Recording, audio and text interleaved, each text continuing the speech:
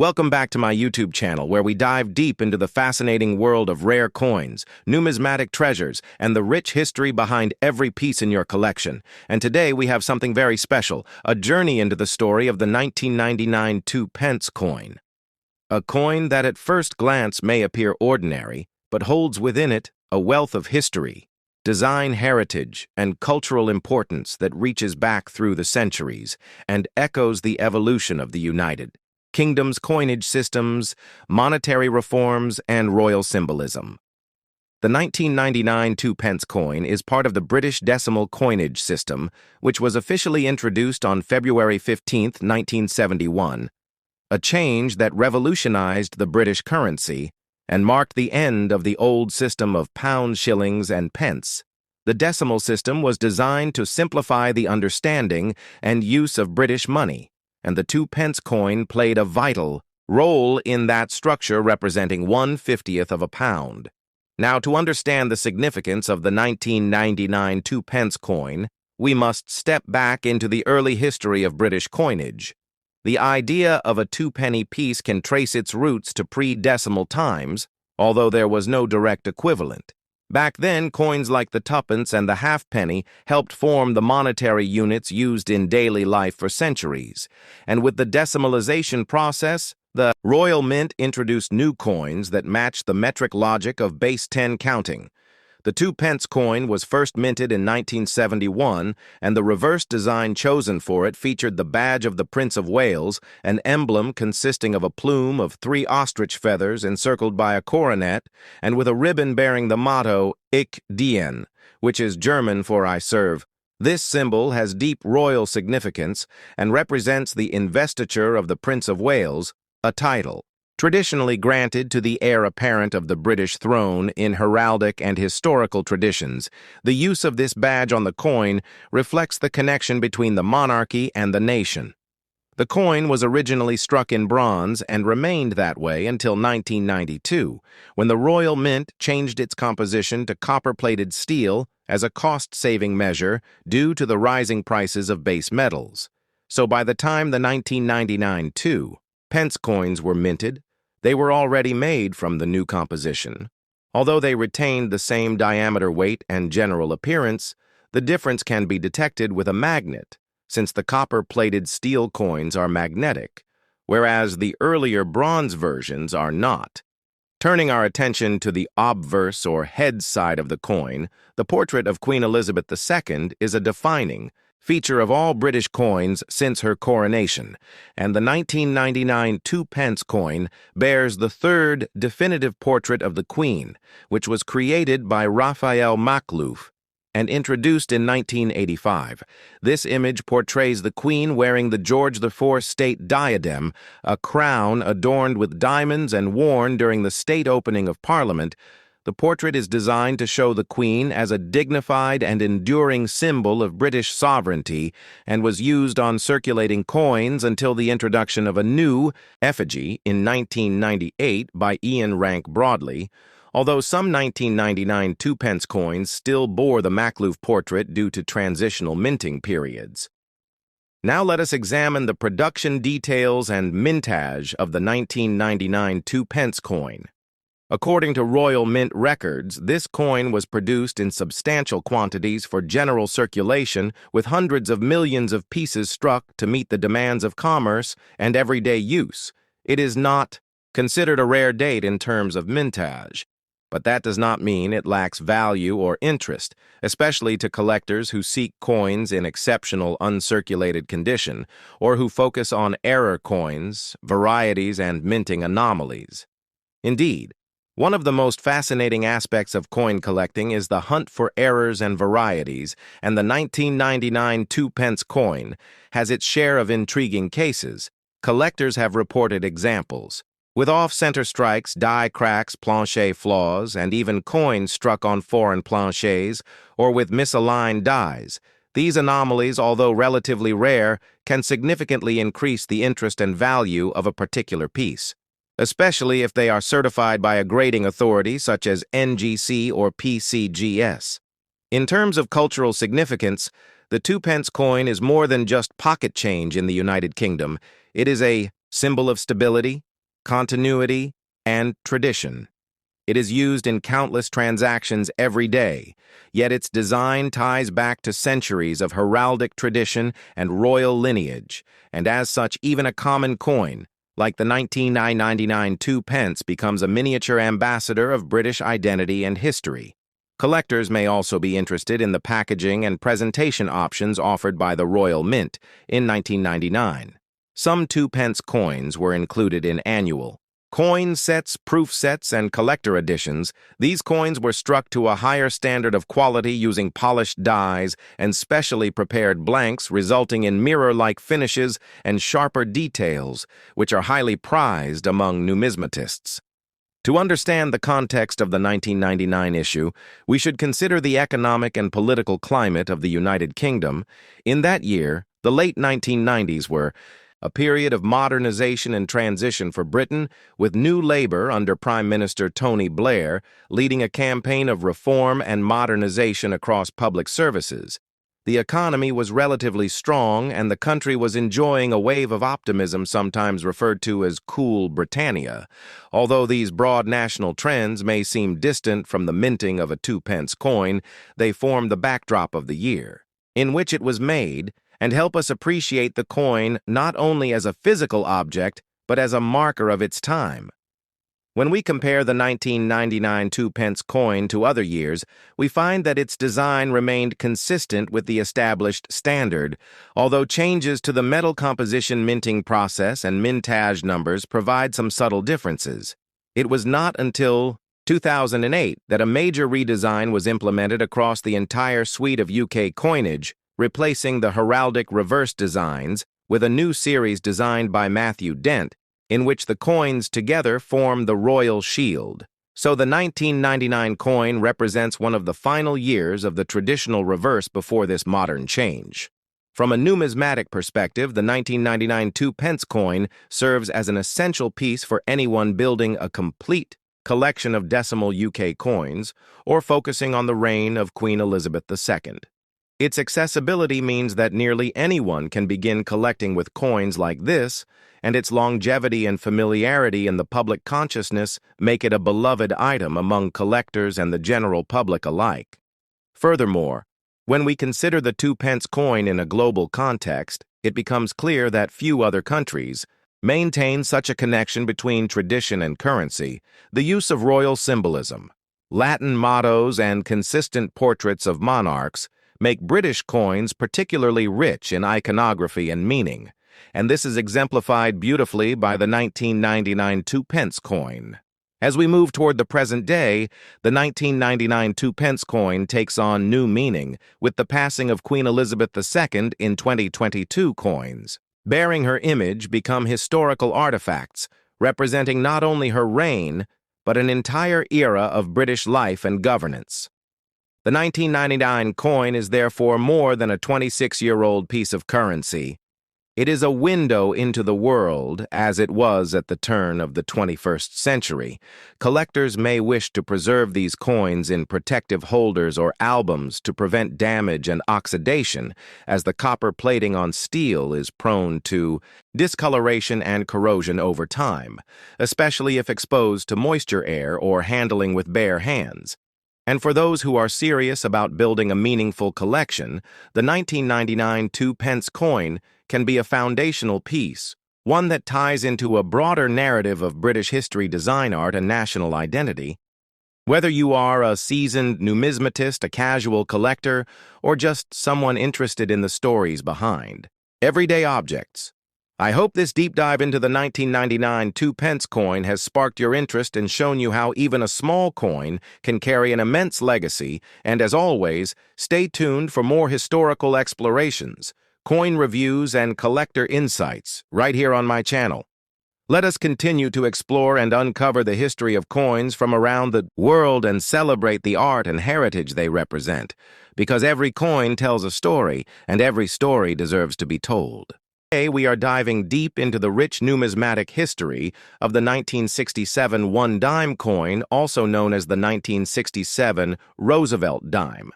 A piece that may appear common at first glance, but holds layers of historical, economic, and cultural significance that collectors and historians alike will find fascinating as we unfold this journey.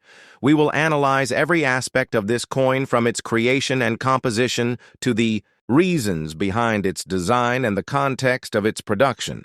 In the late 1960s, we will explore the origin of the Roosevelt Dime series, which began in 1946. Shortly after the death of President Franklin Delano Roosevelt, whose legacy and leadership during some of the most challenging times in American history, including the Great Depression and World War II, made him a revered figure worthy of national commemoration on the 10-cent coin. The decision to place Roosevelt on the dime was not arbitrary.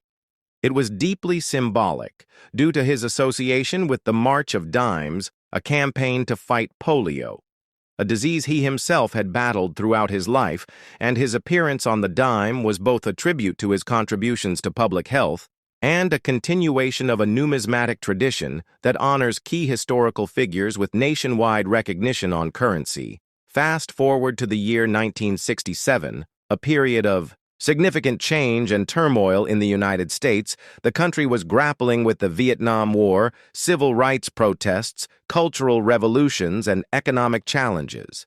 And in the world of coinage, the U.S. Mint was also undergoing substantial transitions. One of the key historical contexts behind the 1967 dime was the Coinage Act of 1965, a legislative measure that drastically altered the composition of American coins. Prior to this act, dimes, quarters, and half dollars were made with a significant amount of silver. However, due to rising silver prices and widespread coin hoarding, the government opted to eliminate silver from the dime and quarter entirely starting in 1965. The 1967 dime, therefore, was struck during a transitional period where the U.S. Mint was still adjusting to the new clad coinage system, which utilized an outer layer of copper nickel bonded to a pure copper core. The result was a new generation of coins that looked similar to their silver predecessors, but had a drastically different intrinsic value. In 1967, the Roosevelt dime was minted without a mint mark. This was because the mint had temporarily suspended the use of mint marks from 1965 through 1967 to discourage coin collecting and hoarding, utilized an outer layer of copper nickel bonded to a pure copper core. The result was a new generation of coins that looked similar to their silver predecessors but had a drastically different intrinsic value. In 1967, the Roosevelt dime was minted without a mint mark. This was because the mint had temporarily suspended the use of mint marks from 1965 through 1967 to discourage coin collecting and hoarding, which had become a serious problem following the removal of silver from circulating coins. The belief at the time was that by eliminating mint marks, collectors would be less inclined to set aside large quantities of coins, thus ensuring more remained in active circulation. As a result, all 1967 Roosevelt dimes, regardless of whether they were minted in Philadelphia, Denver, or San Francisco, bear no mint mark, which can lead to confusion but is a key identifying feature of the coins from this specific period. The 1967 dime weighs approximately 2.27 grams, has a diameter of 17.91 millimeters, and a reeded edge. It features the left-facing portrait of Franklin D. Roosevelt on the obverse with the inscriptions, "Liberty in God We Trust." And the date 1967, the reverse side of the coin carries the torch oak branch and olive branch design, symbolizing liberty, strength, and peace, with the inscription United States of America 1 dime and E pluribus unum. Meaning out of many one, this design has remained largely unchanged since its debut in 1946, giving the Roosevelt Dime series remarkable consistency in American coinage history. In terms of mintage, the 1967 Roosevelt Dime had a very high production volume. Over 2.2 billion dimes were minted that year, which makes it one of the most common dates in the series, and yet its significance goes far beyond mere numbers because the coin represents a critical moment in U.S. monetary history.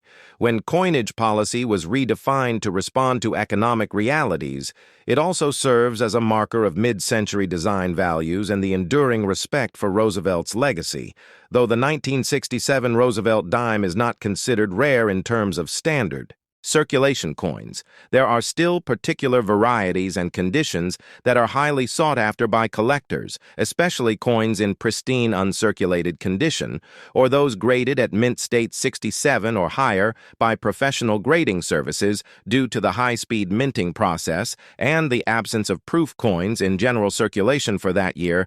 Finding a flawless 1967 dime is challenging, making high-grade specimens valuable in the numismatic market. Speaking of proof coins, it's worth noting that while regular proof sets were not issued in 1967, the U.S. Mint did produce special mint sets, also known as SMS coins, for collectors. These sets were struck using specially prepared dies, resulting in coins with a higher level of detail and a semi-proof-like finish. The 1967 SMS dimes are distinguishable by their sharper details and satiny surfaces, and though they were not true proofs, they hold a special place in the hearts of collectors who recognize their unique aesthetic and historical value.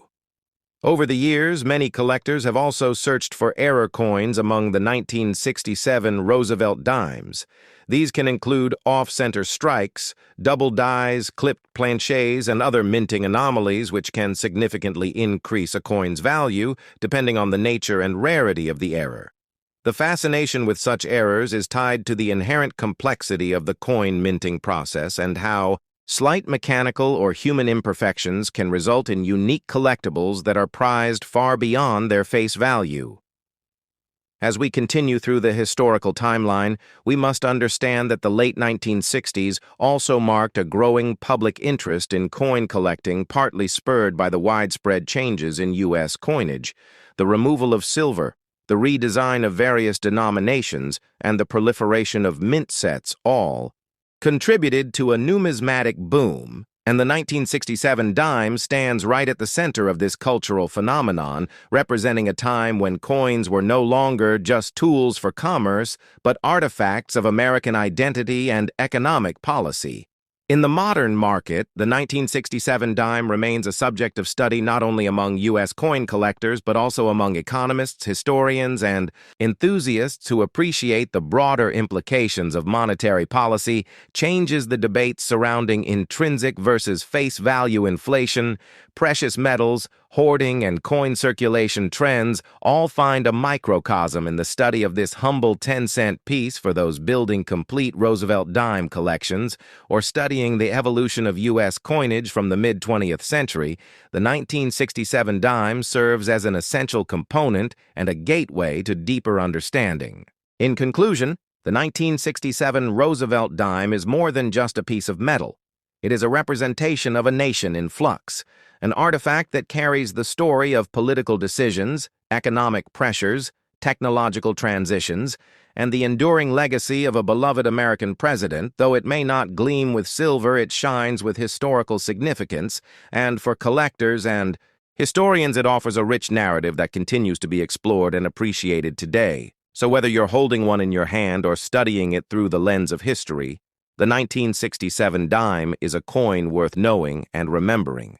Or the minting, but about the era, the economy, the politics, the people, and the reasons behind the creation and characteristics of this particular penny. As we embark on this extensive exploration, we begin in the early 20th century when the Lincoln cent was first introduced in 1909 under the direction of President Theodore Roosevelt, who sought to beautify American coinage and add historical relevance to everyday currency. The Lincoln penny was the first regular issue U.S. coin to feature a real person and not just a symbolic figure. With Abraham Lincoln chosen to commemorate his 100th birthday, and to reflect the strength, unity, and leadership he brought to the nation during its most divided era, The designer Victor David Brenner was a skilled sculptor and engraver who based his portrait of Lincoln on a photograph taken by Matthew Brady, one of the most famous Civil War photographers. The original design included Brenner's full initials VDB on the reverse of the 1909 coin, but, due to public controversy, it was removed shortly after and replaced with a more modest placement on later issues. From the very beginning, the Lincoln penny was more than just currency. It was a political and cultural statement, and over the decades it underwent several changes both in composition and design, particularly during wartime periods when copper was diverted for military use, the most famous example being the 1943 steel penny minted during World War II. Fast forward to the mid-1960s, a time of transformation, turmoil, and technology in the United States. The country was experiencing the civil rights movement, the space race, and the escalation of the Vietnam War. These societal pressures were reflected in every aspect of American life, including its coinage. During this time, the U.S. Mint was under immense pressure to produce enough coins for a growing economy, while also dealing with rising costs in metals and inflation. The Coinage Act of 1965 had just passed, eliminating silver from dimes and quarters and introducing new clad compositions. The penny, however, remained copper, but with subtle changes to its composition and production methods. The year 1967 is crucial because it falls in the heart of this transitional period, and coins from this year carry not just historical but also potential collectible value. Now let us explore the physical characteristics of the 1967 Lincoln penny. It was minted at a time when the U.S. Mint had temporarily removed mint marks to prevent coin hoarding by collectors. As a result, all 1967 pennies were minted without any mint marks, even though production occurred at multiple facilities, including Philadelphia, Denver, and San Francisco. The coin weighs 3.11 grams, is composed of 95% copper and 5% zinc, and features the familiar profile of President Abraham Lincoln, facing right on the obverse above his head. The inscription, "In God We Trust," appears to the left, is the word liberty, and to the right is the date, 1967. The reverse features the iconic Lincoln Memorial, which was added in 1959 to commemorate the 150th anniversary of Lincoln's birth. Replacing the original wheat ears that had graced the coin for 50 years above the memorial are the words United States of America and the phrase E pluribus unum and below. The memorial is the denomination 1 cent. The memorial reverse was designed by Frank Gasparo and offers a small but notable depiction of the seated Lincoln statue between the columns of the memorial, which is a detail that many overlook in casual examination of the coin. The 1967 penny is generally considered a common coin in circulated condition, but like many coins, its value increases significantly depending on its condition and whether any errors or varieties are present. Now let us delve into the production process and minting anomalies of the 1967 Lincoln cent. During the 1960s, coin production was heavily mechanized but still subject to quality control issues and die wear that could result in interesting errors such as double dies, off-center strikes, broad strikes, and die clashes, among others.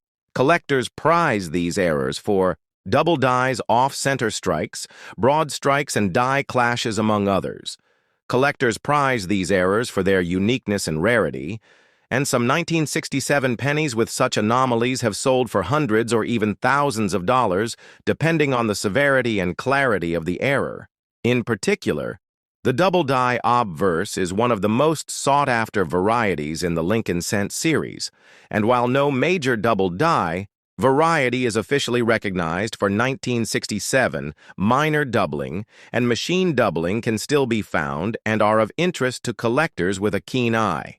Another point of interest is the preservation and grading of Lincoln pennies. From this year, coins that remain in uncirculated condition, especially those graded MS-65 or higher by professional grading services like PCGS or NGC, can fetch premium prices due to their sharp strike, luster, and minimal handling marks, Collectors and investors alike look for full red specimens which have retained their original coppery sheen as opposed to brown or red-brown examples which indicate varying degrees of oxidation over time. It is also worth noting the coin market is dynamic and the value of coins can rise or fall depending on demand economic conditions and the popularity of certain coin types or errors in the media and auction results in recent years. Online marketplaces and auction platforms have made it easier than ever to access coin sales data and track the going rates for high-grade 1967 pennies, as well as those with dramatic errors or proof-like qualities. Speaking of proof coins, it is important to clarify that 1967 saw the continuation of special mint sets instead of traditional proof sets due to a moratorium on proof coin production from 1965 to 1967 to deter hoarding. The U.S. Mint issued these special mint sets which offered higher quality strikes than regular business strikes, but not quite the mirror-like finishes of proofs. These SMS coins were struck using polished dies and show sharper details and better finishes than circulation coins. And while they are more abundant than traditional proofs, they are still valued for their uniqueness during this transitional period. The packaging of these sets also reflects the era with simple government-issued plastic holders and cardboard inserts with minimal design in terms of historical context. The 1967 penny is emblematic of a nation undergoing rapid change and modernization. It serves as a numismatic window into the era's challenges and innovations, and even in its simplicity tells a story of adaptability, resilience, and the enduring legacy of Lincoln's image in American culture. Whether you are a new collector, a seasoned numismatist, or simply someone curious about the coins in your pocket, the 1967 Lincoln penny offers a fascinating case study in both monetary history and collectible value. As we continue this video, we will now look in more depth at population reports, auction results, and diagnostic tips for spotting high-value examples. We will also walk through some hands-on coin comparisons and demonstrate how to use a magnifier or USB microscope to detect subtle varieties and evaluate condition. Stay tuned as we continue uncovering the legacy of the 1967 Lincoln cent in this comprehensive deep dive into American coinage.